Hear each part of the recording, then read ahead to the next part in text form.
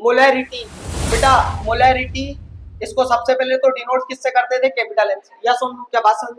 अब मोलैरिटी में जो सॉल्यूट को देखते थे किसमें, सॉल्यूशन में, वो किस टर्म में देखते थे, तो बोले सर सॉल्यूट का मोल लेते थे। सॉल्यूट का क्या लेते थे, मोल लेते थे, सॉल्यूट के मोल। सॉल्यूशन का क्या लेते थे, वॉल्यूम लेते थे।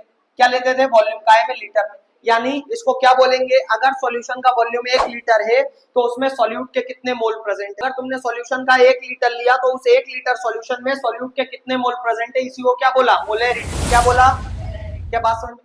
मोल कैसे निकालते थे किसी भी चीज के, बोले मास अपॉन में मॉलिक्यूलर मास, मास अपॉन में मतलब जिस भी चीज के मोल निकालने हैं उसका गिवन मास कितना दिया है, डिवाइड कर दो उसके मॉलिक्यूलर मास से। फॉर एग्जांपल 4 ग्राम NaOH दिया है, इसको मोल में कन्वर्ट करना है, तो 4 ग्राम है NaOH। अब NaOH का मॉलिक्यूलर मास कितना होगा, बोले Na का 23, ऑक्सीजन का 16, हाइड्रोजन का 1, 40, तो 4 अपॉन में 40, आंसर आएगा 1/10, इतने मोल। क्या बात समझ में आया। दूसरी बात, सर मोलैरिटी पर टेम्परेचर का कोई इंपैक्ट पड़ता है, तो बोले बिल्कुल पड़ता है। मोलैरिटी टेम्परेचर डिपेंडेंट है, ऐसा क्यों है, बिकॉज मोलैरिटी के अंदर हम क्या लेते हैं, वॉल्यूम लेते हैं, और वॉल्यूम टेम्परेचर डिपेंडेंट है।